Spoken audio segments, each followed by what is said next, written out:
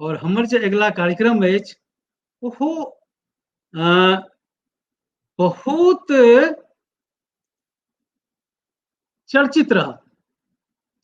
ई जे अहाँ स्क्रीन पर देख रहल छियै, अगला कार्यक्रम सीए संवाद, सीए आशीष नीरज जी के संग।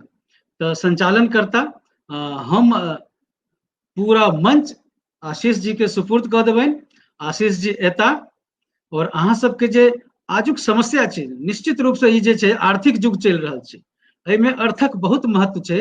तऽ की केना सीए बननाइ, केना बनी नहीं बनी, बच्चा सबके की शिक्षा दी, केना दिया, हमरा नहीं बुझल है। सीए स्वयं 5टा सीए उपस्थित रहता अहाँ सब लग। बीच में कोनो सवालो हुए तो हमरा मार्फत अहाँ सब पूछ सकै छी। तऽ कार्यक्रमक शुरुआत में जहिना मिथिलांगन गान से करै छी, अपना सब मिथिलांगन गान से शुरुआत करै छी। चलू आशीष जी, मिथिलांगन गान के संग अहाँ के स्वागत अछि। बहुत बहुत स्वागत।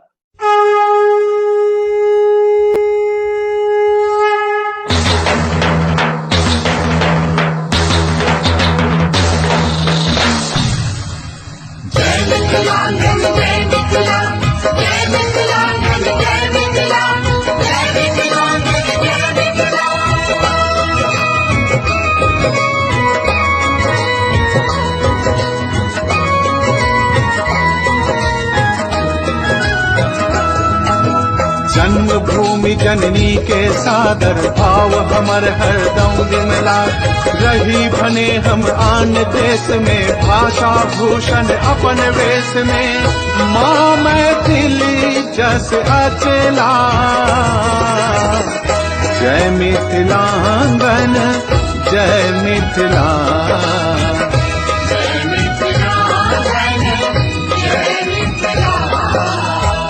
माँ मैथिली जस अचला जय मिथिलांगन जय मिथिला जय मिथिलांगन जय मिथिला जय मिथिलांगन जय मिथिला जय मिथिलांगन जय मिथिला जय मिथिलांगन जय मिथिला जय मिथिलांगन जय मिथिला।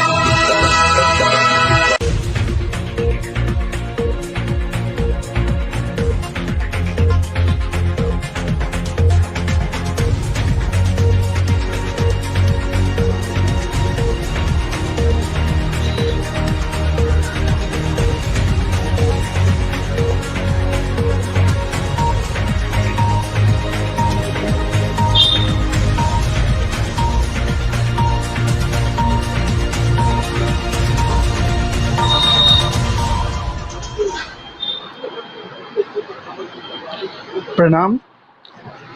मिथिलांगन के द्वारा आयोजित विमर्श जेकर विषय सीए संवाद अछि, ओहिमे हम आशीष नीरज अहाँ सबके हार्दिक स्वागत करै छी। आई हमर सबके बीच एहि परिचर्चा के आगू बढ़बै लेल हमरा संगे 4 और सीए उपलब्ध छथिन जे मिथिलांगन के शुरुआत से जुड़ल छथिन। तो हम आग्रह करबनि सीए आभास जी के। स्वागत है सीए आभास कुमार जी।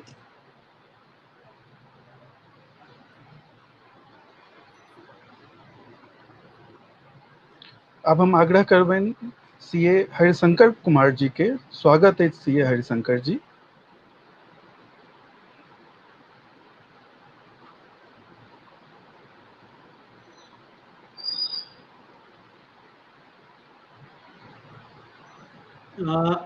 कनी किछ कनेक्टिविटी में प्रॉब्लम छै, अगला गेस्ट के हम बजा सकै छी। सीए पंकज प्रभाकर जी के स्वागत छै। सीए पंकज प्रभाकर जी स्वागत है। सीए नरेश आनंद जी स्वागत है।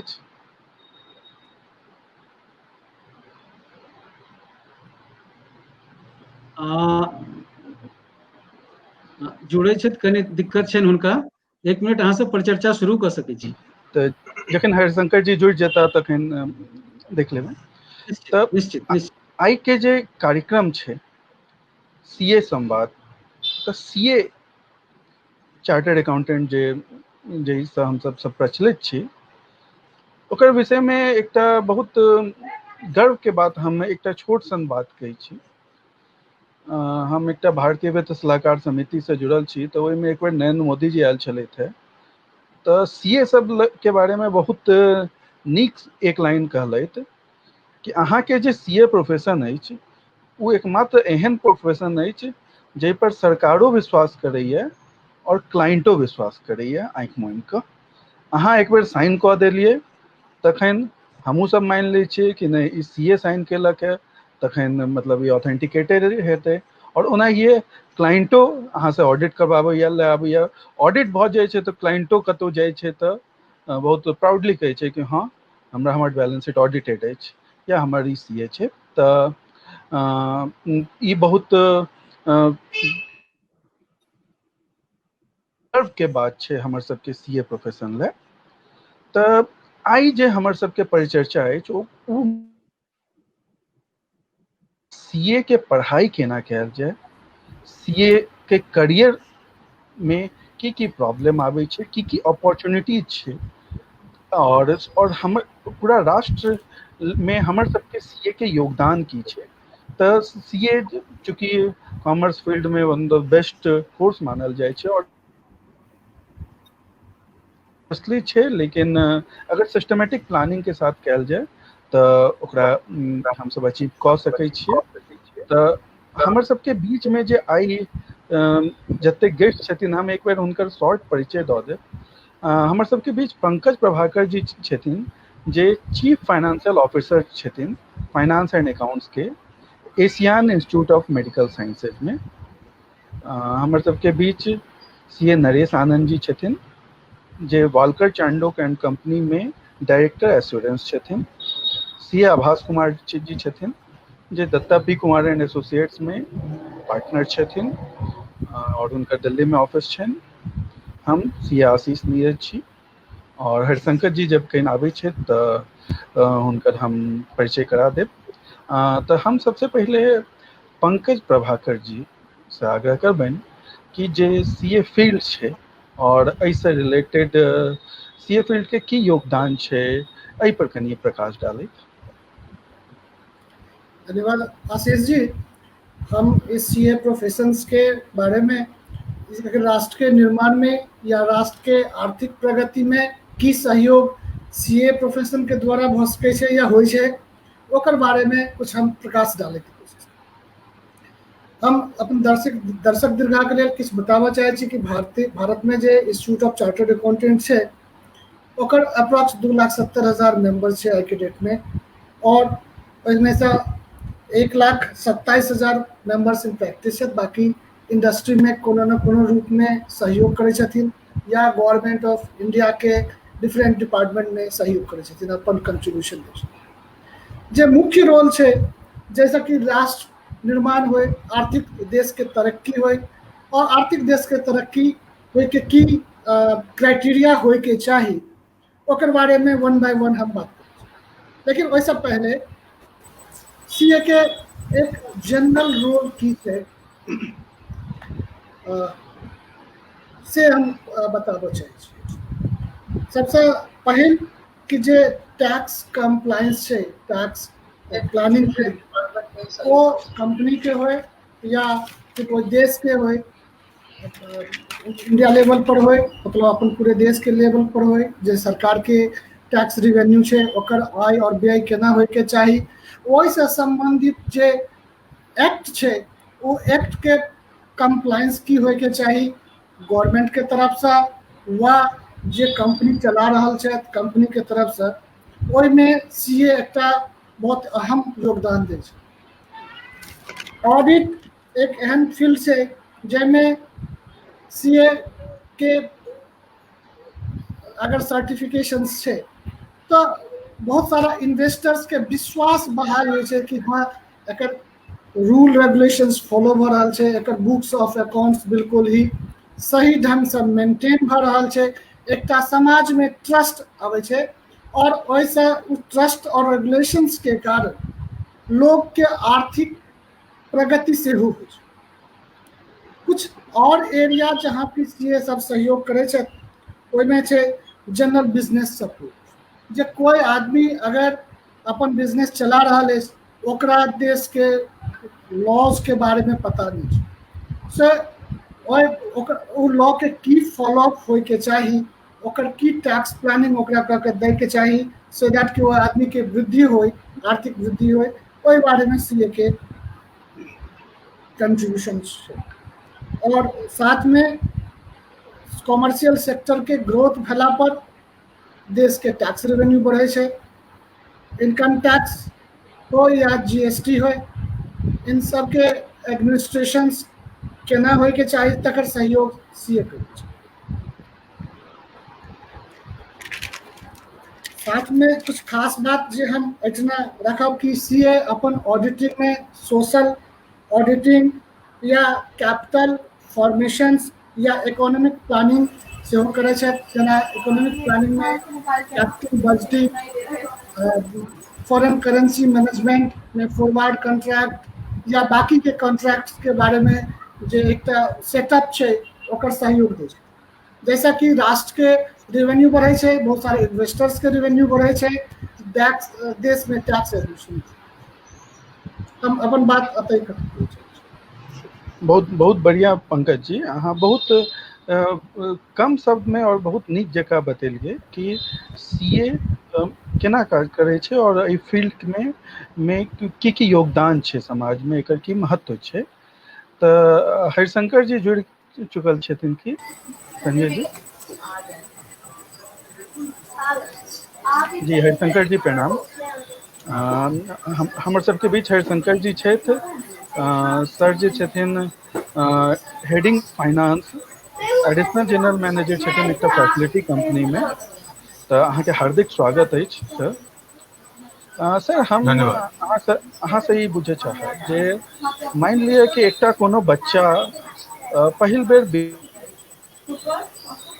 दिल्ली आबै छै या कलकत्ता जाइ छै, पहले कलकत्ता के तरफ बेसी रुझान रहे, आब दिल्ली आबै छै, या जतबो बिहार में अगर कोनो बच्चा पढ़ि रहल छै और सीए करऽ चाहे छै, तब की कोन सही समय छै? +2 के बाद एबाक चाही, 10th के बाद एबाक चाही, ग्रेजुएशन के बाद एबाक चाही, और जखन ओ पैघ शहर में पहुँचे छै तऽ ओतऽ की ओकरा ध्यान रखबाक चाही? एग्जाम से रिलेटेड की केना तैयारी करे के चाही? तो मतलब एज ए स्टूडेंट लाइफ में की गलती सीखलहुँ, तो एहि पर कनी अहाँ कनी प्रकाश डालबै ओहिसे आगे। हाँ नीरज जी, बहुत बढ़िया टॉपिक अहाँ दिलियै ये। एहिमे विद्यार्थी जे छथि ओ नॉर्मली दूटा अवसर आबै छै सीए में प्रवेश लेबाक वास्ते। एकटा अपना सबके बिहार में इंटरमीडिएट होइ छै, बाकी जगह पर 12वीं स्तर भेल, एकटा भेल फिर ग्रेजुएशन के। तो डेफिनेटली ग्रेजुएशन केलाके बाद लोग के कनी के मैच्योरिटी लेवल बढ़िया भऽ जाइ छै, ओकरा किछु नीक बेजाय के निर्णय करे के क्षमता भऽ जाइ छै। ओना आइ काल्हि तऽ बच्चा बच्चे रहे छै जाबे ओकरा अपन बच्चा नहीं होइ छै। तथा जहाँ तक बात छै पहले दिल्ली या कलकत्ता के रुझान में, पहले ई सुविधा बड़ा लोकलाइज छलै। दिल्ली में पढ़ाई होइ छलैए, कलकत्ता में होइ छलैए, कलकत्ता कनी नजदीक छलैए। लेकिन आइ के जमाना में आब अहाँ कतौ से कऽ सकै छी, डिजिटल क्रांति आबि गेलै, सब सामग्री सब सुविधा रियल टाइम पर सब ठाम उपलब्ध छै। तथा एकटा एनवायरमेंट के जहाँ तक बात होइ छै, सपोज कोनो छोट शहर से केओ करऽ चाहे छी तऽ ओकरा ओ तऽ करऽ चाहे छी, लेकिन ओकरा ओ ग्रुप डेवलप नहीं कर सकै छी। तऽ ओकरा जे छै से समुचित विकास के वास्ते, पढ़ाई के योजना के वास्ते एकटा ग्रुप सेहो चाही, तऽ ओ शहर में भेटै छै। आब जेना अपना सब बिहार से छी, बिहार से जे छात्र आबै छथि, छात्र या छात्रा 90% असगरे आबै छथि, जिनकर घर परिवार बिहार में छनि, कतौ अन्तर छनि, ओ एकटा सिर्फ स्टूडेंटेटा आबै छथि, हुनका पर में पढ़ाई के संगे रहै के जिम्मेदारी, सोचे के जिम्मेदारी सबटा भऽ जाइ छनि। वही समय में कनी के बैलेंस भऽ कऽ रहऽ पड़तै लोकके। हाँ, ई मने एकाएक अहाँ पैघ शहर में आबि गेलहुँ, ओकर जे पैघ वाला चकाचौंध छै ओकरा कनी के अनदेखी करऽ पड़ै छै, या अनदेखी अगर नहियो करियो तो ततऽ तक करियो जतऽ तक अहाँ के कैरियर निर्माण में सहयोग भऽ रहल छै, पढ़ाई लिखाई से संबंधित। बाकी चीज तो बहुत छै, लेकिन अहाँ के देखे के अर्जुन के जेना माछो नहीं देखेले, खाली माछक आँखि देखेले, तहिना स्टूडेंट के ओहि चकाचौंध में अपन ऑब्जेक्ट चुने के छै, ओकरा अचीव करे के छै। संघर्ष बहुत छै, कोनो एहिमे दू मत नहीं छै जे बिना पढ़ने किछो नहीं होइ छै। कहबी छै सीए में फेलो करे ला जे छै से बहुत पढ़ऽ पड़ै छै, बिन पढ़ने अहाँ फेलो नहीं कर सकै छी। आ एकर मतलब इहो छै यदि अहाँ फेलो कऽ गेलहुँ तऽ अहाँ मानि कऽ चलू जे अहाँ 25-30% अपन तैयारी कऽ चुकल छी, तऽ अगला बेर अहाँके कनिके कमे करऽ पड़त। फेल कयलासँ घबरेबाक नहीं चाही। हमसब जे माटि पानिमे आयल छी आ दिल्लीमे बहुत अंतर छै। आब तऽ कनिक समानता कहि सकै छी डिजिटल एकाकीकरण भेलाके बाद, हाँ, लेकिन जाहि समयमे हमसब एलहुँ ओहि समय हमरा आरके सीधे बुझाइ छलै इनारसँ समुद्रमे आबि गेल छी। तथापि संघर्ष केलिए। बिहारके जे कमोबेश पढ़ाइमे कमी छलैए से हमरा सबके तऽ पूरा करऽ पड़त, और एहिमे कोनो दू बात नहीं छै जे पूरा संघर्ष करऽ पड़त। ओकर बाद अपन अहाँके उद्देश्य चुनऽ पड़त। भाई हमर एकेटा उद्देश्य दिल्लीके रंगीनी दिल्ली लए छै, कलकत्ताके रंगीनी कलकत्ता लए छै। हमरा की करैके, हमरा अपन डिग्री हासिल करैके, ओहि लए अहाँके पढ़ाइ अहाँके पहले ओहि समयमे तऽ बहुत टफ छलैए। 6 दिन ऑफिस करू, 7म दिन एकटा कोनो स्कूल छलैए, ओहिमे परीक्षा होइ छलै। आब शायद ऑनलाइन हेबऽ लगलैए। अहाँके रवि जे छै से आराम करै लए नहीं भेटत, अहाँके रवि भेटत अहाँके पढ़ै लए भेटत। आ कनिके पढ़ैसँ जुड़ल वातावरणके अहाँ स्वीकार करियौ। ओकर अतिरिक्त अहाँके गाम घरके बहुत वातावरण भेटत, ओकरा जते संभव हुए तते एवॉइड करी, सिवाय पढ़ैके वातावरण छै। तकर बाद पढ़ाइमे अहाँके प्लानिंग करऽ पड़त। बहुत छात्र छात्राके मीडियमके प्रॉब्लम होइ छनि। बिहारमे जनरली लोग हिंदी मीडियमसँ छथि या तऽ अंग्रेजी मीडियम आबै छै, ओहूमे स्विच ओवर कऽ लेबाक चाही जते जल्दी भऽ जाय। बहुत गोटा हिम्मत करै छथि हम हिंदिएमे दऽ देबै, लेकिन ओ आगू अंग्रेजी धरय पड़तनि व्यवहारिकताके तौर पर।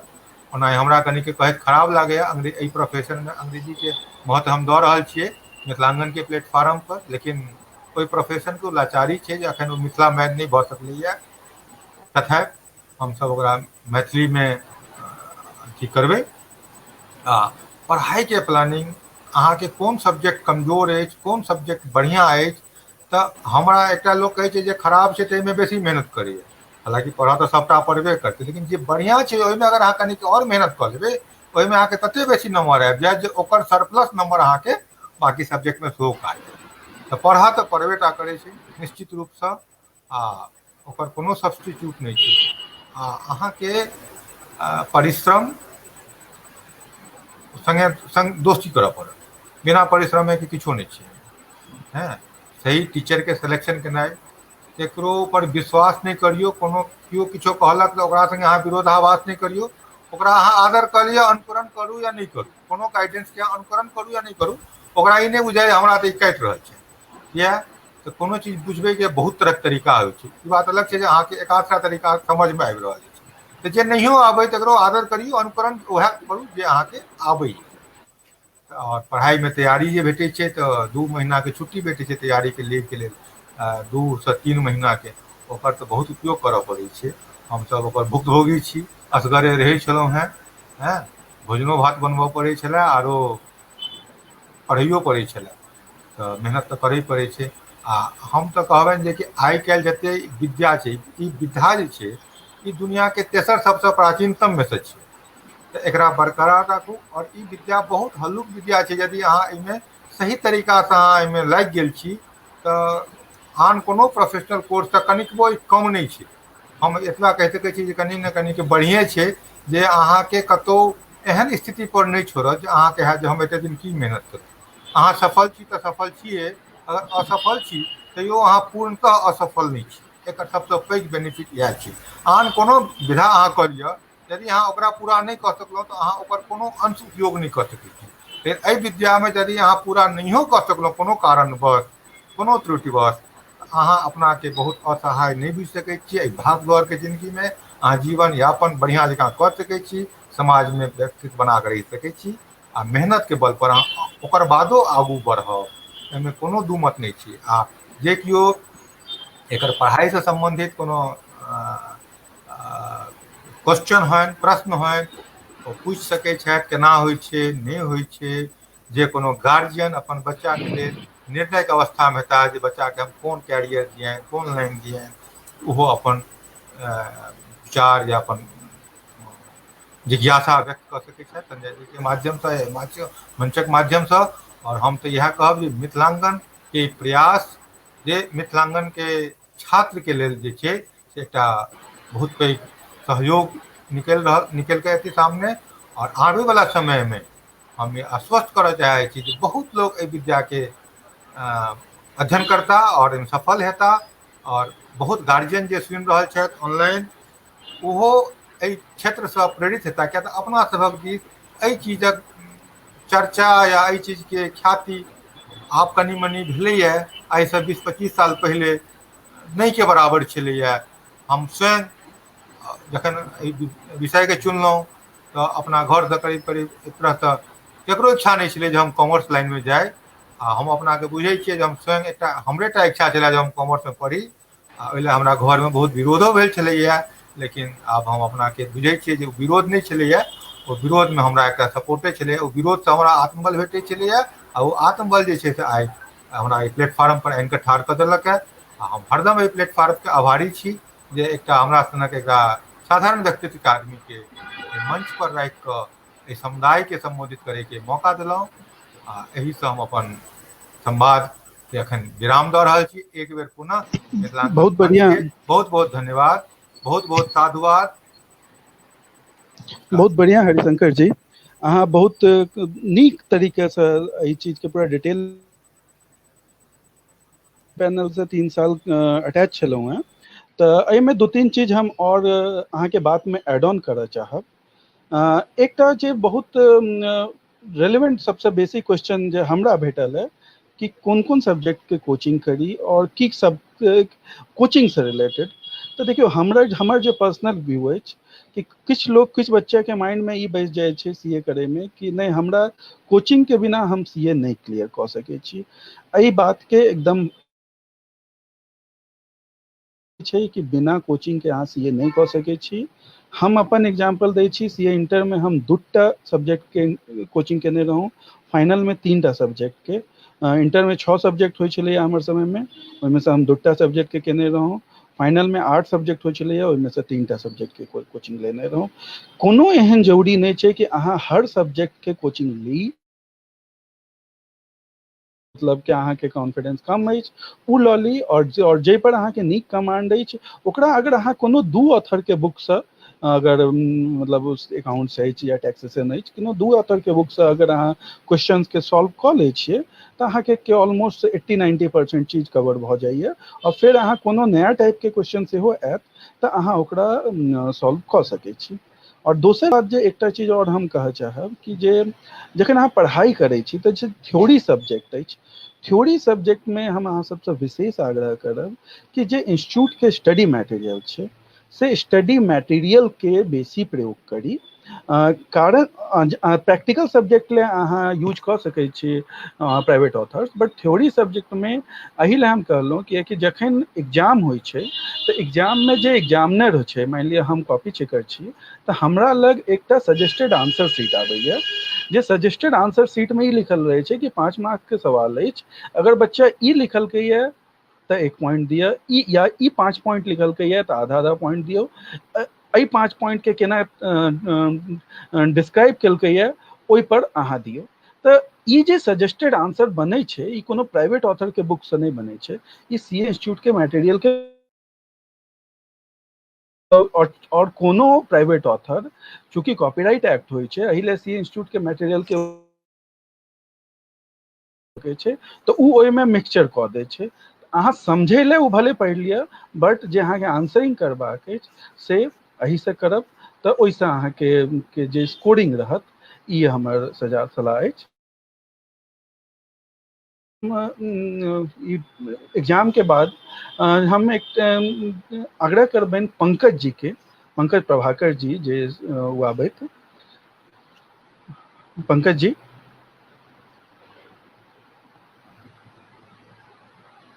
पंकज प्रभाकर जी सुनि रहल छी कि?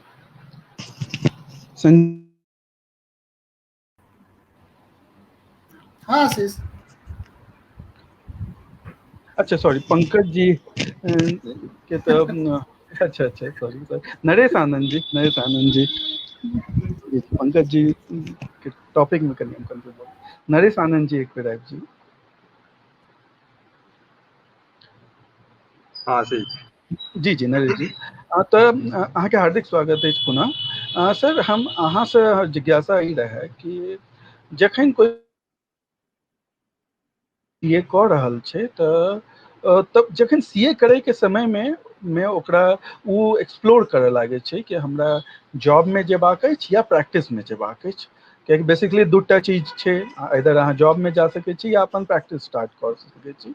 तो अहाँ से हमरा आग्रह छलै कि अगर जे जॉब फील्ड छै, जॉब फील्ड में की प्रोस्पेक्ट छै, केना कैंपस प्लेसमेंट होइ छै, कि जखन इंटरव्यूज होइ छै तऽ की चीज ध्यान राखल जाइ छै, की चीज के हुनका ध्यान रखे के चाहिए ताकि हुनका नीक कंपनी में जॉब भेट सके। हाँ धन्यवाद आशीष जी सबसे पहले अहाँ के एंड धन्यवाद हम पंकज जी के भी कहबेन और हरिशंकर जी के कहबेन, बहुत बढ़िया विस्तार पूर्वक में वो पहले सीए के योगदान और केना सीए बनी वो बतलखिन। अब नेक्स्ट स्टेप है कि वन अहाँ एक बार सीए बन गेलो तो ओकर बाद की अहाँ के पास स्कोप है, अहाँ के पास सीए बने के बाद अहाँ कोन लाइन में जा सके छी, अहाँ आइदर अहाँ अपन प्रैक्टिस चुन सके छी या आइदर अहाँ जॉब में जा सके छी, दोनों ऑप्शन अहाँ के पास अवेलेबल है। तो दिक्कत की छै आइ के डेट में कि अहाँ अगर प्रैक्टिस में जाए छिए तो अहाँ के प्रैक्टिस के अलग चैलेंजेस छै और अहाँ अगर जॉब में आबै छिए तो जॉब के अलग चैलेंजेस छै। अगर अहाँ जॉब में आबै छिए जे अहाँ हमरा से क्वेश्चन पूछलहुँ कि जॉब के लेल हम की स्टूडेंट्स के की रेडी हेबाक चाहिए, की थॉट प्रोसेस माइंड में हेबाक चाहिए और की तरीके के प्रिपरेशन हेबाक चाहिए। तो सबसे पहले हम यहाँ कहब कि उससे पहले के बैकग्राउंड बहुत जरूरी है कि अहाँ के सीए में अहाँ जे थॉट प्रोसेस लगे आयल छी कि हमरा आप जॉब में जाए के अछि या हमरा प्रैक्टिस करे के अछि, उससे पहले के 3-4 चीज छै जे हमेशा स्टूडेंट के अपन दिमाग में रखबाक चाहिए, जे हम हमेशा कहै छियै कि स्टूडेंट आज के डेट में अहाँ देखबै बहुत सारा एहन स्टूडेंट छै जे सीए तो कॉल लेने छथिन, सीए भ गेलखिन 3 साल में, फर्स्ट अटेम्प्ट में, सेकंड अटेम्प्ट में, व्हाटएवर, और लेकिन आर्टिकलशिप पूरा 3 साल के कंप्लीट नहीं कर लखिन। तो डिस्कशन स्टार्ट करे से पहले हम यहाँ सब स्टूडेंट के सलाह देवें, सजेशन देवें कि अहाँ कम से कम सीए के दौरान जे अहाँ के 3 साल के गोल्डन पीरियड अहाँ के देलक है इंस्टीट्यूट, वो 3 साल पीरियड अहाँ के आर्टिकलशिप जरूर करवाक चाहिए। वो आर्टिकलशिप अहाँ के आइदर अहाँ जॉब में जाए ला चाहे छी या अहाँ प्रैक्टिस में जाए ला चाहे छी, हमेशा अहाँ के साथ अहाँ के वो एक्सपीरियंस हमेशा आगू अहाँ के लेगेसी के बढ़ात, अहाँ के एक्सपीरियंस के बढ़ात और इनफैक्ट अहाँ के इन द शुरुआती दौर में जब अहाँ एक बार अहाँ कंप्लीट कर लेबे तो अहाँ के वो जॉब दिलवावे में काफी हेल्प करत। इवन अहाँ मान लिया अहाँ के अपन प्रैक्टिस है, अहाँ के वो 3 साल के एक्सपीरियंस नहीं है, अहाँ के पते नहीं है कि केना ऑडिट होय छै, की सब्जेक्ट में केना की होय छै। थ्योरेटिकल नॉलेज अल्टीमेटली अहाँ के बहुत ज्यादा अथी नहीं करत, थ्योरेटिकल नॉलेज अहाँ पास करे में ठीक छी, लेकिन प्रैक्टिकल नॉलेज ही अहाँ के आगे के जॉब में और आगे के प्रैक्टिस में बहुत जरूरी करता। ये 3 साल के एक्सपीरियंस है उस हर एक स्टूडेंट के हम जरूर कहबे कि 3 साल के जे आर्टिकलशिप है वो जरूर से जरूर कंप्लीट करू, बिकॉज वो मस्ट है, वो आधारशिला है, वह अहाँ के बेसिक है, जैसा अहाँ आइदर सीए में जॉब में सफल है या अहाँ प्रैक्टिस में सफल है। अब सेकंड थिंग अहाँ जे क्वेश्चन मेन मूल बेसिक क्वेश्चन पूछलो कि की तरह के रेडीनेस होना चाहिए। अब हम ये एज्यूम करे छी कि अहाँ के जे भी स्टूडेंट है जो 3 साल के कंप्लीट आर्टिकलशिप क के अच्छा नॉलेज ल के एक सीए कंप्लीट कर लखिन और आबि गेलखिन सीए पास क के। सपोज अहाँ जॉब में जा रहल छी तो जॉब के अलग चैलेंजेस छै। सबसे पहले अहाँ के चैलेंज है कि अहाँ के प्लेसमेंट है, प्लेसमेंट के सबसे बड़ा इशू छै कि अहाँ के प्लेसमेंट तब है जब अहाँ first attempt, second attempt, maximum second attempt में पास करने छी। नहीं तो एत मान लिया पास प्लेसमेंट में एक साल में हमरा लगे छै 5,000-6,000 सीए बने छै एक अटेम्प्ट में, तो 10-12,000 के सीए बने छै, जे पंकज जी रखले थे आज तक के इतिहास में 2,30,000 स्टूडेंट सीए छथिन, जे कुछ प्रैक्टिस में जाए छथिन, कुछ जॉब में जाए छथिन, मैक्सिमम जॉब में आवे छथिन और कुछ जे उ में से प्रैक्टिस में जाए छथिन। तो जे 6,000 में सपोज अहाँ मान लिया कि 5,000 जे जॉब में हथिन, तो 5,000 के लेल सबके लेल placement obviously they will try for placement, वो प्लेसमेंट के लिए ट्राई करते। अब 5,000 स्टूडेंट में इतने बहुत कम स्टूडेंट रहते जे अहाँ के प्लेसमेंट पहले सेलेक्ट है, तो सबसे पहले अहाँ के ई है कि अहाँ के नॉलेज भी हेबाक चाहिए और अहाँ के एग्जामिनेशन भी फर्स्ट अटेम्प्ट में पास करबाक चाहिए तो या सेकंड अटेम्प्ट में पास करबाक चाहिए सो दैट कि अहाँ के प्लेसमेंट वाली कंपनी जे भी हेतै वहाँ के सेलेक्ट कर पावे। तो सबसे बड़ा चैलेंज है कि अहाँ के पहले सिलेक्शन केना है तो ओकरा लेल अहाँ के आधारशिला है कि अहाँ के 3 साल के ट्रेनिंग भी हुए और अहाँ के फर्स्ट अटेम्प्ट और सेकंड अटेम्प्ट में पास भी करू। जरूरी नहीं है हम ई कहब कि सेकंड अटेम्प्ट में करिए लिया नहीं ये हम नहीं डिस्करेज करे चाहबे कि अगर प्लेसमेंट नहीं भेले तो आगू की हमू पास करने चलो या जे भी छे हमरो कोनो प्लेसमेंट पे नहीं आयल चला बिकॉज हमू फर्स्ट अटेम्प्ट में नहीं पास करने चली एकर मतलब ई नहीं छे कि अहाँ के फिर अहाँ के लाइफ होती भ गेलै तो बार कोनो स्टूडेंट के घबरावे के बात नहीं छे कि अहाँ अगर फर्स्ट अटेम्प्ट में नहीं भेलो सेकंड अटेम्प्ट में नहीं भेलो तो अहाँ के जरूरी नहीं छे कि अहाँ के और रास्ता नहीं छे। हाँ ये जरूर है कि आप प्लेसमेंट के थ्रू जब तो प्लेसमेंट में first attempt second attempt be frank की वो मांगवे कर तब आगे सिलेक्शन है तब जाकर हाँ उमें जाकर इंटरव्यू में सिलेक्ट है इंटरव्यू में पास है नहीं है वो तो आगे अपन एक्सपीरियंस और आगे ओवरऑल पर्सनालिटी डेवलपमेंट पर डिपेंड करिए। अब बात ले इंटरव्यू के ना दिल जाए इंटरव्यू के लिए डेफिनेटली अहाँ के नॉलेज सबसे पहले अहाँ के सब्जेक्ट मैटर के नॉलेज हेबाक चाहिए हाँ बहुत अच्छा प्रेजेंटेबल हेबाक चाहिए और जे हरिशंकर जी बहुत अच्छा बात कहले कि अहाँ के दई में हिंदी और इंग्लिश चले छे मैथिली डेफिनेटली नहीं चले छे लेकिन ई एहन प्रोफेशन छे कि अहाँ हिंदी में पास करियो जेबे तो अहाँ के रास्ता आगू इंग्लिशे में जा बिकॉज बहुत कम एहन छे जे हिंदी में भी अकाउंटिंग होय छे कोनो भी बैलेंस शीट पकड़ लियो अब सारा के सारा मैक्सिमम 99.99% अकाउंटिंग तो अहाँ के कुछ ना कुछ विधि से इंग्लिश के रूप में जाइए पड़त अहाँ के there is no choice at all.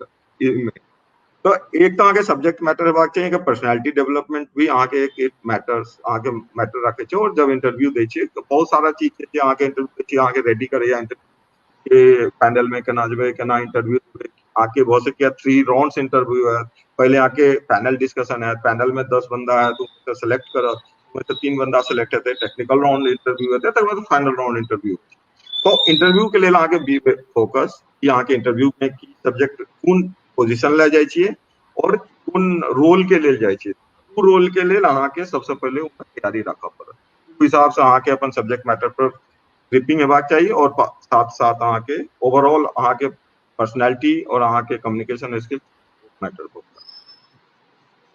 बहुत बढ़िया नरेश जी बहुत बढ़िया धन्यवाद जी। तो ई जे अहाँ के जे बात रहल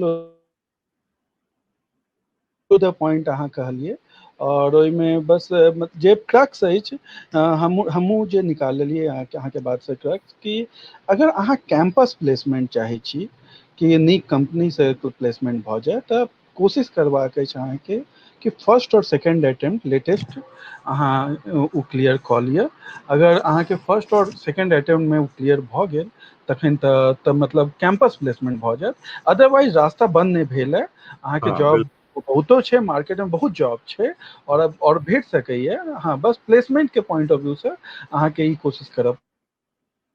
अपार्ट फ्रॉम दैट दूर चीज और हम कहे चाह स्टूडेंट के लिए भी नया सी स्टूडेंट बहुत चीज है ऑब्वियसली यहाँ पर का आवे छे एथिक्स बहुत बड़ा चीज है इंस्टीट्यूट ऑफ चार्टर्ड अकाउंटेंट के आईसीए एथिक्स से जे बहुत बड़ा मतलब एवरी जते सीए छथिन सब फॉलो करे छे तो दू चीज है जे हम हमेशा कहबे कि जे सीए स्टूडेंट के या सीए मेंबर से हो या कोई भी सीए कर छथिन उनका जरूर ध्यान में रखना चाहिए 3I मतलब भेल एक तो अहाँ इंडिपेंडेंस छी राखू अपना के अहाँ के इंटीग्रिटी अहाँ के मेंटेन रहे और थर्ड अहाँ के यू शुड बी इंटेलिजेंट तो अहाँ के इंटेलिजेंट भी जरूरी है अहाँ के इंटीग्रिटी भी मेंटेन करऽ पड़त और अहाँ के खुद के इंडिपेंडेंस भी रखा पड़त ई चीज हमेशा लाइफ में सोच के रखबाक चाहिए कभी भी अहाँ कोई भी पोजीशन पर भले जाय छी या कोनो पोजीशन के लेल अहाँ अप्लाई करे छी चाहे कोनो कंपनी में अहाँ ज्वाइन करे छी या इवन योर अहाँ प्रैक्टिस में जाय छिए तैयो यहाँ के जो मूल मंत्र छे वो हमेशा अहाँ के काम है।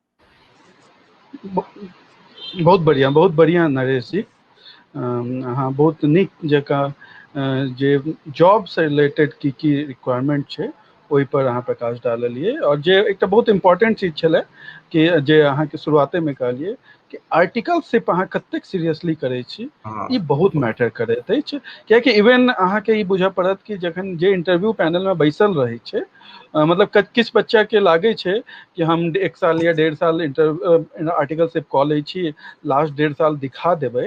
हाँ, तऽ हुनका ले हमरा यह मैसेज अछि कि अहाँके ई बुझऽ पड़त कि जे इंटरव्यू में बैसल छै वो सीए छै, वो कैच कऽ लै छै कि के सीरियसली आर्टिकलशिप केलकै है और के नहीं केलकै है, तो आर्टिकलशिप पर पता जरूर लग ध्यान जाए देबै। जी definitely। जी बिल्कुल बिल्कुल। तो अब हम सीए आभास जी हमरा सबके संगे जुड़ल छथि जी, तो सीए आभास जी से आग्रह छनि कि वो आबैत। जी अहाँ अपन माइक अनम्यूट कऽ लिअ। जी प्रणाम प्रणाम। तऽ जेना एखन तऽ हमसब सीए से रिलेटेड विभिन्न आयाम के गप केलहुँ, तऽ आब एकटा जेना जॉब छै ओनाहिए सेकेंड सीए छै प्रैक्टिस। तऽ अहूँ प्रैक्टिस में छी और हम 5 गोटे में हम और अहाँ प्रैक्टिस में छी, बाकी 3 गोटे जॉब में छथि। तऽ अहाँ से हमरा आग्रह अछि जे कृपया जे बच्चा सब देख रहल छथि और जे प्रैक्टिस में अपन करियर बनबऽ चाहे छथि, तऽ हुनका की चीज के ध्यान रखे के छनि और प्रैक्टिस में की चैलेंजेज आबि सकै छै और की अपॉर्चुनिटीज छै, एहि सब मतलब कतऽ शुरुआती समय में केना काज लेल जाए, एहिसँ रिलेटेड प्रैक्टिस पर कनि अहाँ गाइडेंस देबै तऽ ओ कनि उपयोगी रहतै। आदरणीय आभास कुमार जी। धन्यवाद आशीष। बहुत नीक पंकज शुरू केलथि जे की योगदान छै सीए प्रोफेशन के नेशन बिल्डिंग में। तकर बाद हरिशंकर जी कहलखिन जे अहाँ कोना तैयारी करब सीए के, ओकरा आगू बढ़ेलथि नरेश आनंद जी जे जॉब अपॉर्चुनिटी केना एतै या नहीं एतै। नेक्स्ट हमसब अबै छी जे प्रैक्टिस अहाँके चीज कऽ लेलहुँ, आब अहाँके प्रैक्टिस केना कयल जाय। बेसिकली जहिया कहियो सीए प्रोफेशन के दिमाग में आनल गेल हेतै तऽ प्रैक्टिसे एकर मूल चीज रहल हेतै जे प्रैक्टिसे कयल जेतै। धीरे धीरे अपॉर्चुनिटीज एलै जॉब के तरफ, तो जॉब तरफ सेहो ओहि टाइप के कोर्स के एडिशन कयल गेलै चीज सबके। लेकिन अखनो जे बेसिक चीज छै ऑडिट, अकाउंटिंग, टैक्सेशन, एकर पूरा डेप्थ नॉलेज देल जाइ छै चार्टर्ड अकाउंटेंट के, इंक्लूडिंग फाइनेंस। प्रैक्टिस में अबै छी। प्रैक्टिस अहाँके पास में सीए के डिग्री आबि गेल, अहाँ सीओपी के लेल अप्लाई करियो, सर्टिफिकेट ऑफ प्रैक्टिस एकरा कहै छै। अहाँ प्रैक्टिशनर छी। स्टार्टअप के आइकाल्हि बहुत हल्ला छै जे फलना स्टार्टअप केलनि, चिल्ला स्टार्टअप केलनि, ओ स्टार्टअप केलक। चार्टर्ड अकाउंटेंट अदौ से स्टार्टअप करै छथि आ हुनका स्टार्टअप करे के लेल एकटा बुझियो सर्टिफिकेट भेटल छनि, स्टार्टअप सर्टिफिकेट। बहुत भारी चीज नहीं छै, बहुत सिंपल। जेना लोग बिजनेस करैया तहिना बुझियो बिजनेस करनाइ, एकेटा डिफरेंस छै, हालांकि हर जगह छै। प्रैक्टिस में जखन अहाँ अबै छी तऽ जे पहिल चीज अहाँके दिमाग में अयबाक छै वो छै ट्रस्ट। पहिल चीज कि हमर अनुभव अछि, हम जनरलियो करै छी। ट्रस्ट पहिल चीज। ट्रस्ट अतेक लेवल के छै यदि अहाँके मित्र हेता आ ओ बिजनेस करैत हेता आ अहाँ नया नया प्रैक्टिस में एलहुँ तऽ अहाँके अपन अकाउंट, अपन ऑडिट, अपन टैक्स या कोनो चीज दै से पहले हुनका ई विश्वास हेबाक चाहिए जे अहाँ एहि कार्य के संपादन कऽ सकबै, भले ही अहाँ चार्टर्ड अकाउंटेंट छी। किया तऽ अहाँ पर्सनल एक्सपीरियंसक अभाव है। शुरू में बहुत स्ट्रगल छै, बहुत स्ट्रगल छै। जखन अहाँ प्रैक्टिस शुरू करै छियै तऽ सबसे पैघ समस्या आबै छै लोग के, सबसे पहिल जे हमरा काज केना भेटत। जेना आशीष पूछले जे काज केना भेटत, अहाँके हम कहलहुँ जे काज एना नहीं भेटत। अहाँके जे मित्र रहता सेहो काज नहीं हेता, या तो उनका विश्वास नहीं हेतै जे भाई हमर काज कऽ सकता नहीं कऽ सकता। बड़ा इंपॉर्टेंट चीज छै। अहाँके काज केना भेटत। दोसर समस्या आबै छै प्राइसिंग। प्राइसिंग सबके लेल छै in general, not only chartered accountant. यदि और के जो कुछ सुन रहल छी हुनको लेल हम प्राइसिंग के एकटा फॉर्मूला बताबै छी, अहाँके कनिक सुनि कऽ बढ़िया लागत। प्राइसिंग बड़ा इंपॉर्टेंट छै। हम की प्राइस कहबै, की फीस कोट करबै कि हमरा ओ फीस मतलब दोसर से बेसियो नहीं हेतै आ हमरा काज भेटियो जाए आ हमरो कोनो नुकसान नहीं है। ई सबसे इम्पोर्टेंट चीज है। जे सबसे पहिल समस्या अहाँ के प्रैक्टिस में वो छै काज।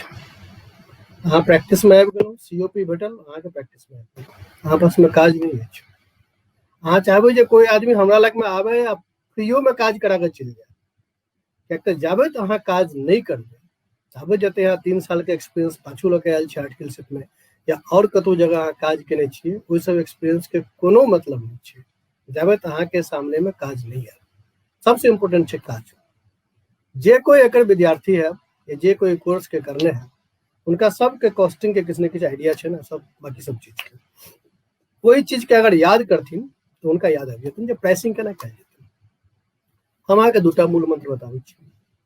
अहाँ नया नया आनो, अहाँ लग में काज नहीं, लेकिन अहाँ के परिचित बहुत लोग हेता, जेना अहाँ जे सीए फर्म में काज केने है, आर्टिकलशिप केने है, ट्रेनिंग केने है, वो फर्म के जे बॉस छै या और लोग छै, पार्टनर छै और एसोसिएट छै, सब अहाँ के परिचित छै। जखन अहाँ के लग में कोनो काज नहीं है, अहाँ हुनका लग में जाओ, क्योंकि अहाँ हुनका से खुलल छी, हुनका अहाँ रिक्वेस्ट करियो जे हमरा अहाँ किछु काज आउटसोर्स कर दियौ। स्वाभाविक छै अहाँ के बहुत कम पैसा में काज करऽ पड़त, बहुत फैक्ट छै। एहि चीज के हम डिस्क्लोज नहीं करना चाहै छी कतेक पैसा में, किछो भऽ सकै छै। इम्पोर्टेंट छै अहाँ लग में काज हेबाक चाही, लेकिन जै प्राइस पर अहाँ काज स्टार्ट के लिए अपन बॉस से आउटसोर्स काज के, वही प्राइस पर अहाँ जनरल पब्लिक के काज नहीं करते, तो जनरल पब्लिक के कौन प्राइस पर काज करबे भाई? अब आबै छी तो बहुत छोट चीज, मान लिअ हम बाकी सब ला कहै छियै, चार्टर्ड अकाउंटेंट कैचअप कऽ लेथिन, अगर हम जनरल पब्लिक लेल कहै छी, अपना सब गाम देश लोग मुरही बड़ खाइ छै, ठीक छै, मुरही बड़ खाइ छै। तो मान लिअ जे अहाँ के मन भेल जे भाई हम मुरहिए के पैकेट में बना बना के एकरा हम बेच देबै, तो मुरही फैक्ट्री लगाबै छी। फॉर एग्जाम्पल अहाँ जखन मुरही फैक्ट्री लगबै जेबै तऽ अहाँके पहिले पता करऽ पड़त मुरही के मार्केट कते टा के छै, तकर बाद अहाँके पता पड़त कॉस्ट की छै। सपोज कि अहाँ के 16 रुपये किलो चाउर भेटैया मुरही वाला, जकरा अहाँ मुरही बना सकै छी। 2 रुपया अहाँ के ओकर ईंधन के कॉस्ट होइया, जे किछु लागे, कोयला लागे, जे किछु लागे। 2 लाख रुपया मुरही भूजै वाला मशीनक दाम छै, ठीक छै। तकर बाद से और किछु किछु अहाँ के फिर एम्प्लॉय के कॉस्ट अछि, फिर अहाँ के अपने लागल छी, किराया लगैया 20,000 25,000 रुपया महीना, जे अहाँ के छोट छिन फैक्ट्री शेड अछि तकर बाद अहाँ के दिमाग में अछि जे हम फ्यूचर में अपन फैक्ट्री शेड लेब, तखन दिमाग में अछि अहाँ के जे हम फ्यूचर में से एही से पूंजी जे हम लोग से लेने छियै कर्जा, घर में मित्र से, एकरा से ओकरा से पूंजी लेबै, जे अहाँ पूंजी लेने छियै अहाँ के पूंजी वापस करे के अछि। अतेक सारा चीज एमे इन्वॉल्व छै, रॉ मटेरियल कॉस्ट, तकर बाद फिर प्रोडक्शन कॉस्ट, ईंधन भऽ गेल, लेबर भऽ गेल, एम्प्लॉय के सैलरी भऽ गेल, वेजेज भऽ गेल, एडमिनिस्ट्रेटिव कॉस्ट, अहाँ अपने काज करै छी, अहाँ के घरक लोग भऽ सके भाय काज करैत हेता, हो सके कक्का काज करैत हेता कनि पिंदर लैब के पार्ट टाइम आबि कऽ, मार्केटिंग कॉस्ट, बहुत किछु इन्वॉल्व छै। एकरा जखन अहाँ जोड़बै, ओकरा अहाँ यूनिट पर में निकालबै, तब अहाँ के प्राइसिंग भेटत, जे कोन प्राइस हम कोट करबै तऽ हमरा नुकसान नहीं है। अब एहिमे कएटा चीज और छै, लोग कहै छै जे मैथिल सबटा पूंजिए खा जाइ छै। किया खा जाइ छै पूंजी? मैथिल की करै छै, ई जतेक कॉस्ट बतेलहुँ ओहि कॉस्ट के जोड़लकै, यूनिट कॉस्ट निकाललकै। फॉर एग्जाम्पल कि हम 1 क्विंटल मुरही बेच लेबै तो 16 रुपया के हिसाब से कते लगतै हमरा, मोटा मोटी 1600 रुपया की कहै छै एकटा के, तो 1 क्विंटल के रकम भेल बेसी के, लाख में ओहि हिसाब से अहाँ निकालि लियौ ओकरा। मैथिल कतऽ जाके रुकि जाइ छै, मान लिअ बाजार में अहाँ के 25 रुपया भेटैया मुरही के दाम, अहाँ के टोटल कॉस्ट जोड़ के आयल रहे सपोज 20 या 21 रुपया, तो 4 रुपया अहाँ के प्रॉफिट हाथ में अछि। अहाँ सोचे छी 4 रुपया बड़ा प्रॉफिट है, 4 रुपया खा जाइ छी, लेकिन नहीं। जे बिजनेसमैन है तो कोना सोचते, बिजनेसमैन एना सोचते जे पाई हमरा भेटल है 5 लाख रुपया अपन मित्र सबसे या फैमिली से इंटरेस्ट फ्री, यदि ई पाई हम बैंक से लेतिए तो हमरा कते ब्याज देबो पड़ता, 12% एक एवरेज निकाल लीजिए, तो महीना के 5,000 कोई 5,000 रुपया के सेहो ओहिमे ऐड वो अपन एक बनेते जे हम 5 साल में अपन फैक्ट्री के सेट या 3 साल में फैक्ट्री के सेट अपन बनाए खरीद जमीन ओकर कॉस्ट मान लिया 10 लाख रुपया होइ छै तो ओकरा सेहो वो डिवाइड करते अगला 5 साल में या 3 साल में ओकर कॉस्टिंग फिर पर मंथ निकाल कर ओकर कक्का जे फ्री में आबि के काज करे छथिन करीब 2 घंटा 3 घंटा बैठते दुकान पर में जब तो बाजार जाइ छै यदि हुनका जगह कोनो और आदमी आबि के बैठते तकरा कते पाई महीना देबऽ पड़ते पार्ट टाइम सपोज 3 या 4 हजार रुपया कोई कॉस्टिंग के सेहो ओहिमे जोड़ रौदी धाही जकरा कंटिजेंसी हम सब कहै छियै अपना भाषा में कोई के लेल सेहो किछु अमाउंट जोड़ते आ तखन कॉस्ट निकालते या प्रॉफिट पूरा बुझे तखन अहाँके मोटा मोटी 1 रुपया के आसपास किछु प्रॉफिट बचत अहाँके प्राइसिंग के आइडिया बचत सेम वे चार्टर्ड अकाउंटेंट जखन काज करना शुरू करथिन प्रैक्टिस में हुनका समस्या वजन केना निकालते अहाँके प्राइसिंग निकाले के ई अछि अहाँके जे स्टाफ काज करे एकटा जे स्टाफ काज करे महीना के 25 दिन काज करे लेकिन साल में यदि निकालबे तो 20 दिन काज करे ओकरा जे अहाँ सैलरी दै छियै जे अहाँके ऑफिस के किराया अछि अहाँके अपना कतेक पैसा चाही जैसे अहाँके परिवार चलत या अहाँ से चले किताब के खर्चा छै ट्रेनिंग अहाँ कोनो बीच में करै छियै तकर खर्चा छै और कते सारा चीज छै वो सब चीज जे अहाँ करै छियै तकरा अहाँ आवरली कॉस्ट निकलि वो अहाँके भऽ गेल कॉस्ट ओहि पर अहाँ अपन मार्कअप ऐड करियौ जे अतेक मार्कअप हमरा जरूर चाही सो दैट कि आगू हम अपन ऑफिस खरीद सकै आगू हम गाड़ी खरीद सकै आगू हम फर्नीचर बढ़िया बनवा सकै तो ओकरा सबके ऐड करियौ तब अहाँके मार्कअप भेटत ओहि मार्कअप के हिसाब से ओहिसँ कम पर यदि अहाँ कोट करै छियै आम जनता अहाँके लेल लॉस अहाँ की करबै आम जनता के ओहिसँ बेसी पर कोट करबै यदि ओहिसँ बेसी भेटत पाइ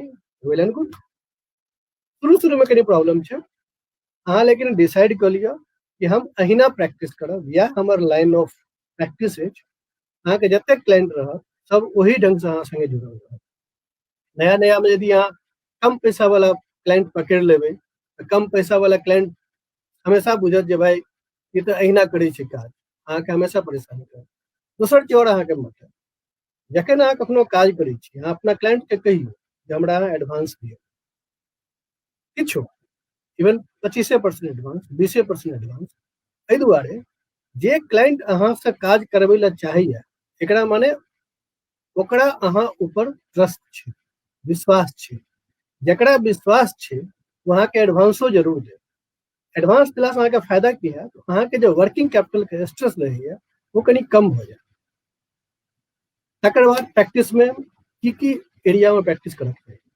जतेक चार्टर्ड अकाउंटेंट फील्ड में लोग है या जे कोई है सबसे पहले स्टार्ट हो ऑडिटिंग अकाउंटिंग और टैक्सेशन ये सबटा बेसिक चीज छै ये सबटा हेबे करते ई बेस छै एकर बिना अहाँ आगू नहीं जेबै लेकिन ई अहाँके बहुत पैसा नहीं दै छै पैसा के अहाँके नया चीज में जाय पड़त कंसल्टेंसी वो कोन फील्ड हेतै ट्रांसफर प्राइसिंग कंसल्टेंसी बहुत पैघ फील्ड छै आबै वाला दिन में हेतै ट्रांसफर प्राइसिंग पूरा वर्ल्ड में बहुत पैघ चीज छै international taxation cross border taxation जहाँ में तो माल पटेबे ओहिठाम तब ओकर इनकम टैक्स के की इंसिडेंस हेतै जीएसटी के की इंसिडेंस हेतै लाइक दैट वो दोसर चीज छै जे अहाँके दिमाग में राखक चाही तेसर चीज अहाँके दिमाग में राखक चाही जे टेक्नोलॉजी से अहाँ बहुत नीक जुड़ल रही एहि दुआरे आबै वाला दिन में ब्लॉकचेन अकाउंटिंग के एकटा कंसेप्ट छै वाला छै अहाँ बुझियो में एक तरह से जतेक अहाँ पढ़ने रहब कंप्यूटर आ सिस्टम अहाँ पढ़लिए या फाइनेंस में या फिर इंटरमीडिएट में वही सबसे बेसी अहाँके जानकारी के जरूरत पड़त जखन ब्लॉकचेन अकाउंटिंग में काज करबै तब ब्लॉकचेन अकाउंटिंग पर इंस्टीट्यूट बहुत सेमिनार केलकै वो आवे वाला चीज छै वो बहुत इम्पोर्टेंट छै आवे वाला चीज जते हेतै डिजिटलाइज हेतै भऽ सकैया कि अहाँ जखन बैलेंस शीट पर आप हाथ से साइन करै छियै ओकर जगह डिजिटल सिग्नेचर से साइन करबै ऑनलाइन चीज हेतै बहुत ऑनलाइन अहाँके क्लाइंट मद्रास में बैठल अछि ओकर अहाँ बैठ के हम ऑडिट कर रहल छियै या ओकर ड्यू डिलिजेंस कर रहल छियै ड्यू डिलिजेंस सेहो एकटा नया चीज छै बैंक ऑडिट ये सब जतेक चीज छै सबटा पुरान चीज होइत जेतै बेसिक चीज छै बेसिक चीज होइ छै स्ट्रक्चर्ड काज में अहाँके बहुत स्टाफ के जरूरत पड़ैया अहाँके इंफ्रास्ट्रक्चर के जरूरत पड़ैया ओहिमे कॉस्ट बेसी लगैया अहाँके अहाँ के प्रॉफिटेबिलिटी बहुत कम होइ छै, अहाँ के मार्जिन कम होइ छै। मार्केट में अहाँ एक लेवल से बेसी पैसा नहीं लऽ सकै छियै। स्टार्टअप टाइम में तऽ खैर असंभवे छै, लेकिन यदि अहाँ नया टाइप के कोनो काज करी, जेना ट्रांसफर प्राइसिंग के काज सीखलहुँ, अहाँ ड्यू डिलिजेंस के काज सीखलहुँ, अहाँ क्रॉस बॉर्डर टैक्सेशन के काज सीखलहुँ, अहाँ फाटका के काज सीखलहुँ, अहाँ ब्लैक मनी जे लॉ एलैया तकर अहाँ एक्सपर्ट बनलहुँ, एहि सबके यदि अहाँ काज सीखलहुँ तऽ नया काज छै। यदि अहाँ फोरेंसिक ऑडिट के सर्टिफिकेशन लेने छी इंस्टीट्यूट से पोस्ट क्वालिफिकेशन, ई सब टाइप के यदि अहाँ काज केलहुँ तऽ नया टाइप के काज छै।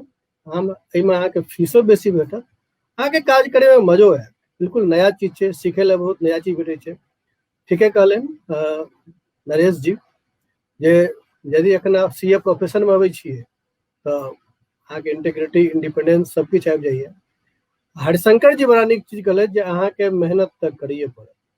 सीए एकटा एहन प्रोफेशन छै जाहिमे लोग हमसब कहै छलियै जे इंस्टीट्यूट कहै छै कि तुम पढ़ाई करो, तुम्हारा फेस्टिवल और फैमिली फंक्शन हम कर लेंगे। तो जखन फेस्टिवल और फैमिली फंक्शन होइ छलै, हमर सबके एग्जामिनेशन के टाइम रहै छलै, तऽ हमसब ओ सब चीज बिसरि गेल छियै। तऽ जखन अहाँ प्रैक्टिस करे लए आयब तऽ प्रैक्टिस करे काल में वहीना ओतबे मेहनत करऽ पड़त और बेसी विजिलेंट रहऽ पड़त, क्योंकि अहाँ लग में लोग आयत अपन समस्या लऽ कऽ, अहाँ देवाल छी ओकरा सामने। जेना अहाँ कोनो डॉक्टर लग में जाइ छियै, डॉक्टर के अहाँ कहै छियै जे हमरा ई समस्या अछि, आ डॉक्टरो यदि नव सिखबे हेतै तब तऽ अहाँके नुकसान हैत, तब अहाँ प्रॉब्लम में आबि जायब। ओहिना अहाँ डॉक्टर छियै, अहाँ देवाल छियै, अहाँ लग में जायल अहाँ गलती नहीं कऽ सकै छियै, क्लाइंट गलती कऽ के एतै, अहाँ गलती नहीं कऽ सकै छियै। अहाँके बहुत विजिलेंट रहऽ पड़त, बहुत ज्यादा मेहनत करऽ पड़त, बहुत अपडेट रहऽ पड़त, अपन लाइन से आगू जाके पढ़ऽ पड़त, कोनो सब्जेक्ट के पढ़ऽ पड़त, ई चीज केना छै, ओकर हिस्ट्री की छै, केना काज होइ छै। हम नौकरी जखन करै छलहुँ हेँ आईटीसी में, हमरा याद अछि हमरा सबके पूरा एक एकटा चीज याद रखऽ पड़ै छलैए जे ई मशीन केना प्रोडक्शन करै छै, कते प्रोडक्शन कैपेसिटी छै, कतऽ से खरीदेले, यदि खराब हेतै तऽ एकर मेंटेनेंस कॉस्ट की हेतै, किया। जखन हम ओकर अकाउंटिंग करे ला बैठब, हम जखन फाइनेंस में एबै तऽ वो सब चीज हमारा लिए इम्पोर्टेंट छै। जखन कोई हम कोट करते जे हम अहाँ से एतेक पैसा लेब तऽ ओहि समय हम कहि सकै नहीं गलत छै, एकर तऽ एतबे कैपेसिटी छै, अहाँ एना केना कहलियै। तऽ अहाँके बहुत चीज के जानकारी राखऽ पड़त, बहुत चीज के जानकारी। बहुत लोग ई जे सोचबै जे मतलब बहुत टफ छै, की कहै छै प्रैक्टिस करना पता नहीं की हेतै नहीं हेतै, ई सब नहीं छै।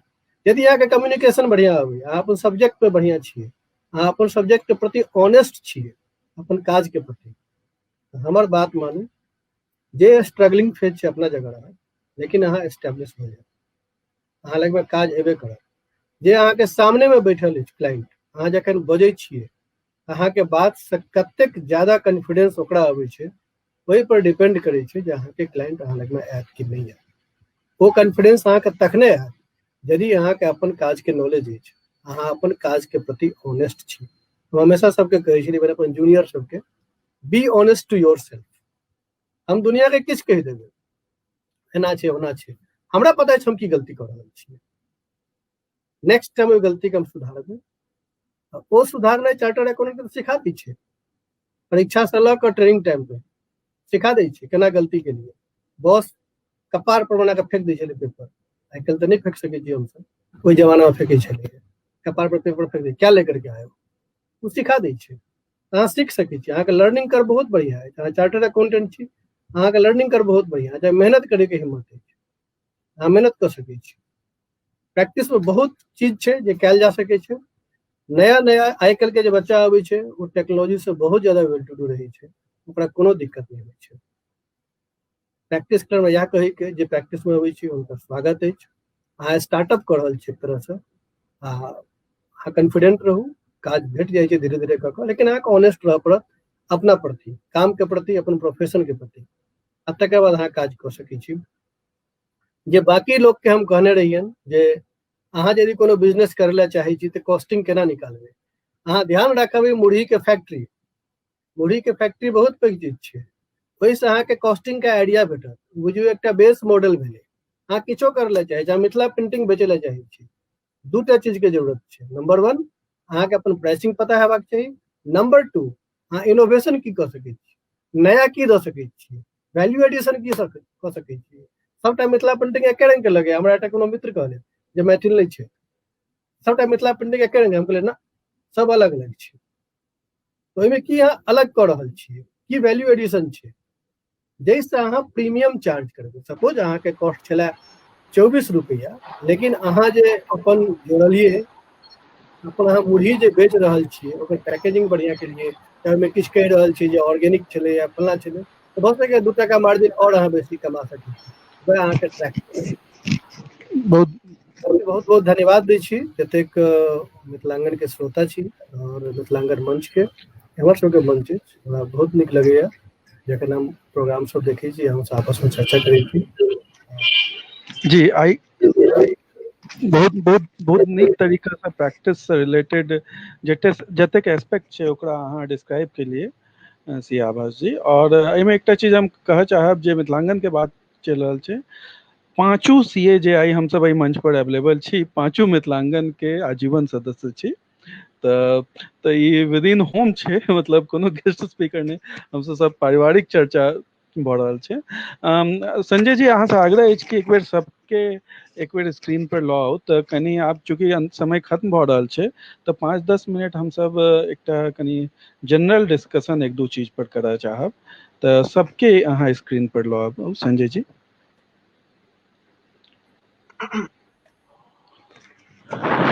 जी, तऽ एक दूटा सवाल जे हमरा लागि रहल अछि कि रेलिवेंट भऽ सकै छै, तऽ जे अहाँ सब इंडस्ट्री में छी, नरेश जी, हरिशंकर जी, पंकज जी कि जे सीए इंस्टीट्यूट के द्वारा काफी पोस्ट क्वालिफिकेशन कोर्सेज चलायल जाइ छै, ठीक छै। और प्लस देर एकटा आइ काल्हि हम बहुत ट्रेंड देख रहल छी एमबीए के सीए के द्वारा, ठीक छै। तऽ इंडस्ट्री में या पार्ट टाइम एमबीए करे छै, तऽ ओकर की इम्पोर्टेंस छै, ओहिसँ कि अगर डिस्टेंस से अगर वो एमबीए कऽ लै छै तऽ ओकर कोनो वैल्यू छै कि नहीं, या रेगुलरे के एमबीए के वैल्यू छै। तऽ एमबीए से रिलेटेड आइ काल्हि लोग कहै छै कि सीए बाकी चीज में तऽ ठीक छै, मैनेजमेंट में ओतेक नीक नहीं रहै छै, तऽ एमबीए करबाक चाही। एहि पर अहाँ सबके व्यू चाहब हम 2-2 मिनट में बस। जी पंकज जी, 2-2 मिनट में हम तीनों गोटा से चाहब। जी, देखो सीए के इंडस्ट्री में ई तो माने छै कि अहाँ ज्ञाता छी अकाउंट्स के या अपन टैक्स के, परंतु अहाँ खाली अपने एरिया में डील लेके जेना जेना अहाँ के ऑर्गेनाइजेशन में कद बढ़ैया, अहाँ के डीलिंग मार्केटिंगो से होइया, ह्यूमन रिसोर्स से होइया, या फिर प्रोक्योरमेंट मैनेजमेंट साइड या बाकी के साइड में भी जनरल एडमिनिस्ट्रेशन साइड। तो ओहि सब एरियाज के कुछ न कुछ एहन क्रक्स चीज छै जे कि अहाँ के जरूरी नहीं छै कि अहाँ के अपन एक्सपीरियंस में या सीए प्रोफेशन में। तो एहि दुआरे जखन ऑर्गेनाइजेशन में कुछ इंस्पेक्टर कद बढ़े छै, साथ में उम्मीद कयल जाइ छै कि अहाँ अपन जॉब के साथ साथ की प्रोफेशनल इन्हांसमेंट के लिए किछु साथो कऽ रहल छी कि नहीं। अपन जेना आवाज जी अखन कहलथि कि be honest to your self, तो अहाँ ईमानदारी से अपन काम तऽ करै छी सवेरे शाम तक, तो सब करै छी, ओकर अलावा अगर अपन कोई प्रोफेशनल डेवलपमेंट करै छी और वैसा जे कोऑर्डिनेशन अहाँ दोसर डिपार्टमेंट के साथ करै छियै, ओहिमे अहाँके अंडरस्टैंडिंग बढ़ैया, ओहिसँ इफेक्टिवनेस आबै छै अहाँके डिसीजन मेकिंग में। तो एकर एकटा वेट ऑर्गेनाइजेशन में हमेशा मिलै छै, और हमेशा हमहूँ रिकमेंड करै छियै कि जे अहाँ सीए छी, सीए इंस्टीट्यूटो बहुत सारा कोर्स ऑफर करे छै, लेकिन साथ साथ अगर कुछ मैनेजमेंट के कोर्स या एग्जीक्यूटिव प्रोग्राम जो बहुत सारा आईआईएम से 1-1 साल के हो छै, वो करी, और इससे बहुत ज़्यादा ग्रोथ हो छै, और वैसे रिकॉग्निशन बढ़े छै, और अपने प्रोफेशनल सेटिस्फेक्शन। जी नरेश जी, एहि पर अहाँ किछु कहऽ चाहै छियै, कोनो डिफरेंट व्यू? हाँ, जे पंकज जी अखन कहले तो बहुत बढ़िया बात कर। यहाँ जब वहाँ के कद जना जना बढ़त, अहाँ के अपन ऑर्गेनाइजेशन में और जना जना आगू बढ़बे, तो डेफिनेटली यहाँ के मैनेजमेंट के अहाँ से एक्सपेक्टेशन बहुत है कि अहाँ एक लेवल पे कहियो बेसिक लेवल पे आ लेबे, और आए के डेट में अहाँ 10 साल के बाद कुछ और लेवल पर छी। तो ओकरा में सबसे बड़ा बात है अहाँ कितने अपडेट छी अपना के। आए के डेट में रूल्स रेगुलेशन एक्ट एते फ्रिक्वेंट चेंज भ रहल छै, रीजन ओकर कुछ और भी भ सकै छै, there are lot of reason behind it कि अहाँ के बहुत सारा स्कैम भ गेलै, जकरा चलते बहुत सारा रूल्स रेगुलेशन कंपनी पार्लियामेंट काफी एक्ट टाइप का अहाँ के सर पर थोपि देलक। एज एन अकाउंटेंट अहाँ के रिस्पांसिबिलिटी एते बढ़ि गेल है, चाहे अहाँ प्रैक्टिस में छियै, अहाँ के रिस्क एते अहाँ के, कॉज अहाँ एक पिलर छियै अहाँ के इंडस्ट्री के, नेशन बिल्डिंग में अहाँ एक पिलर छियै कंपनी के, या जहाँ पे पब्लिक इन्वेस्टर छै ओकर अहाँ सबसे बड़ा रक्षक छियै ओकर पैसा के।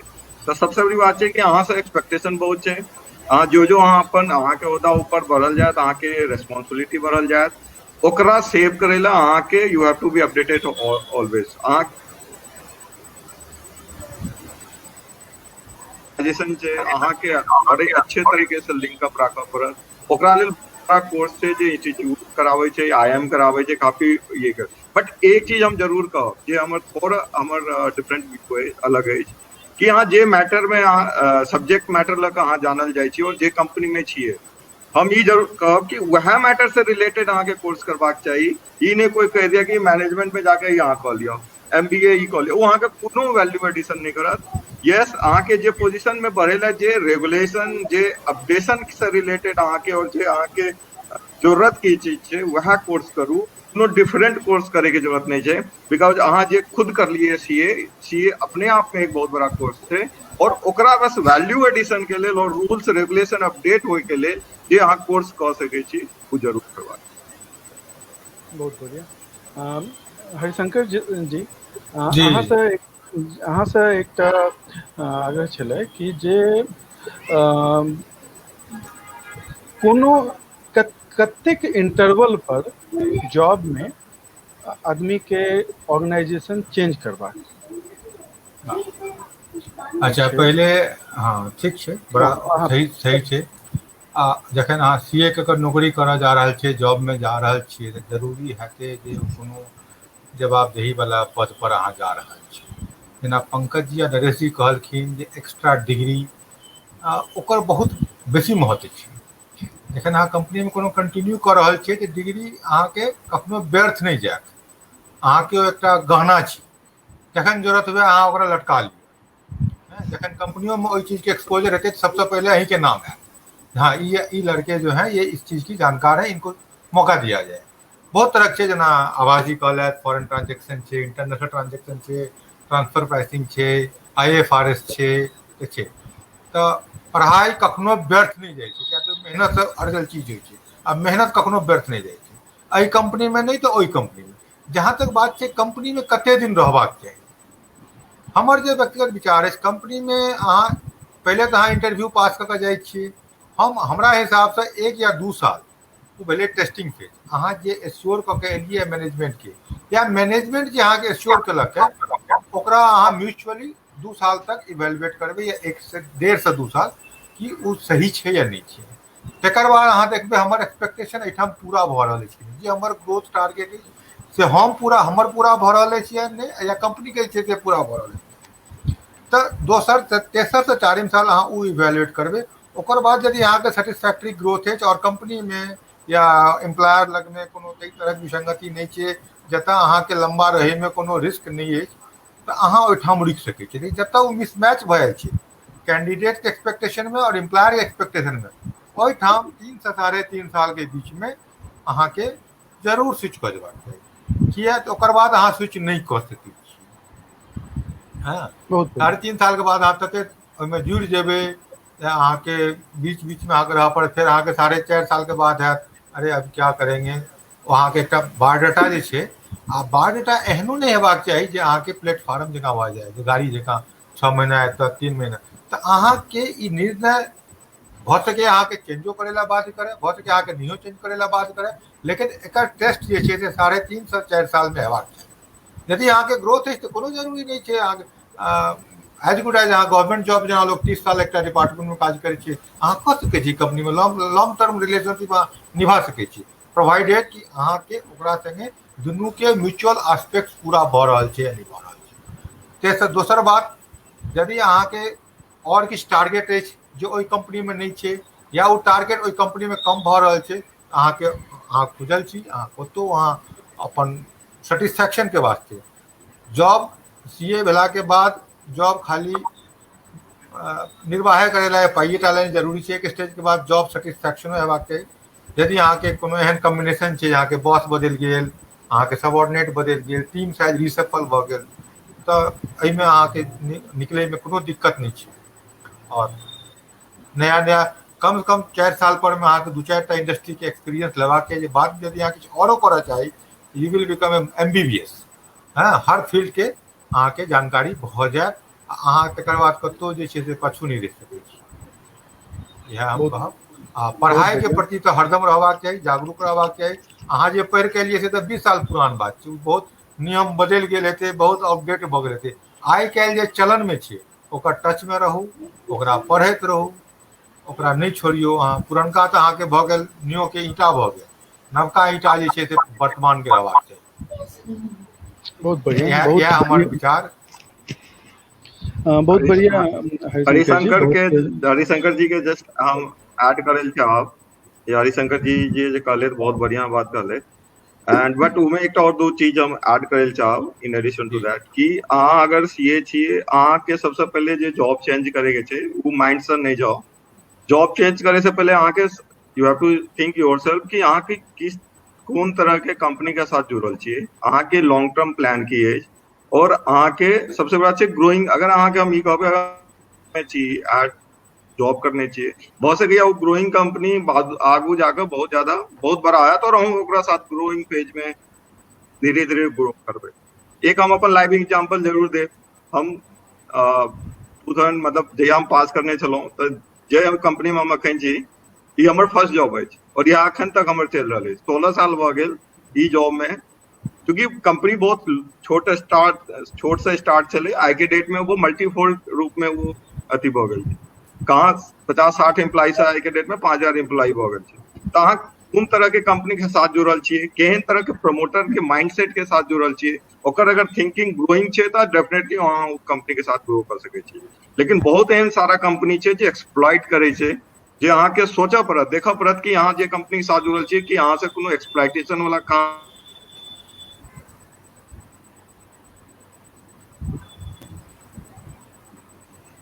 वो सब चीज अहाँ सबके पूरा ध्यान में रखा पड़त। जरूरी नहीं है कि 2 साल में चेंज करू, अहाँ लंबा चल सके छी तो जरूर लंबा पड़बे, अहूँ के ग्रोथ है जरूर है तो कंपनी में। अगर अहाँ के लागे कंपनी आगू नहीं बढ़ पाबि रहल छै, प्रमोटर के थिंकिंग में नहीं मिसमैच भ रहल है, तो definitely U should change your job. वो अहाँ के 3 साल बाद करू, 4 साल बाद करू, मतलब अहाँ के एक्सप्लोर करवा की। तो वो अहाँ के डिपेंड करे अहाँ के ऑर्गेनाइजेशन पर और वहाँ के मैनेजमेंट पर कि अहाँ के मैनेजमेंट की तरह से वो कंपनी के सोच रहल छै।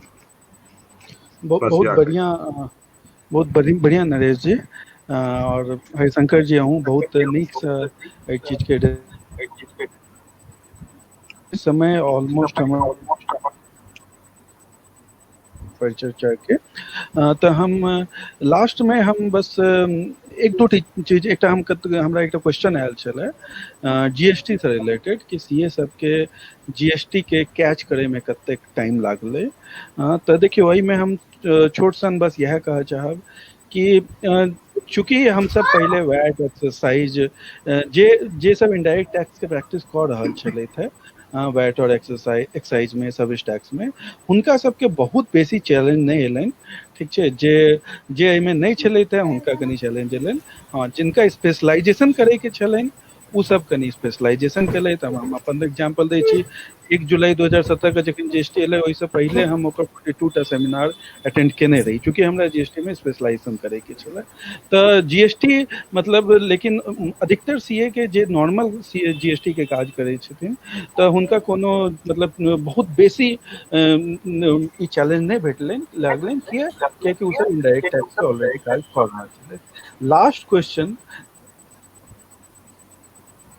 ने मतलब हम एक जे समअप करा चाहब जे सबसे पहले जे आई हमर सबके कार्यक्रम में पंकज प्रभाकर जी एलखिन और उ जे सीए जे फील्ड छे एकर की रोल छे एहि सब पर अपन चर्चा केलखिन और समाज में सीए के की योगदान छे ओहि पर अपन चर्चा केलखिन। हमरा सबके बीच हरिशंकर जी एलखिन और हुनकर जे बेसिक रहन कि एग्जाम के प्रिपरेशन केना करू, अगर अहाँ छोट शहर से पैघ शहर में आबि रहल छी तो अहाँ के की चीज के ध्यान रखे के अछि, नरेश जी बहुत नीक तरीके से जॉब सेक्टर में केना अहाँ अपन करियर के सेट करियो और ओहि लए की चीज के ध्यान राखियो, ओहि सब पर अहाँ पूरा अपन ध्यान केंद्रित के लिए।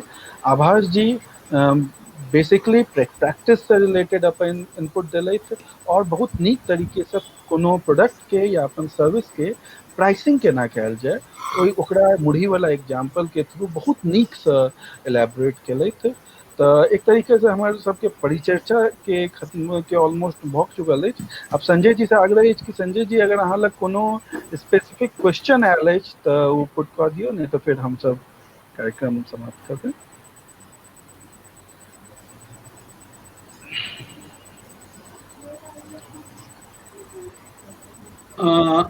कोनो एहन क्वेश्चन हमरा नजर में तो नहीं आयल है। लगभग अहाँ सबटा के जतेक प्रश्न आयल है बहुत नीक जकाँ अहाँ सब परिचर्चा में ओकर जवाब दिलियै है।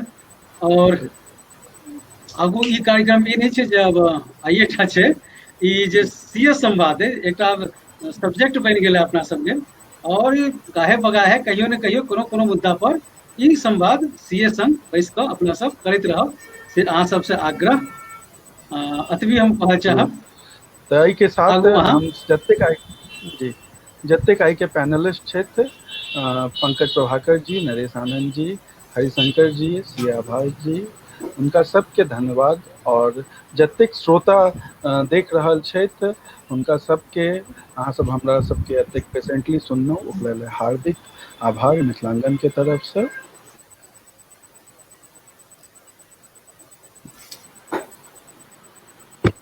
धन्यवाद जी, बहुत बहुत धन्यवाद।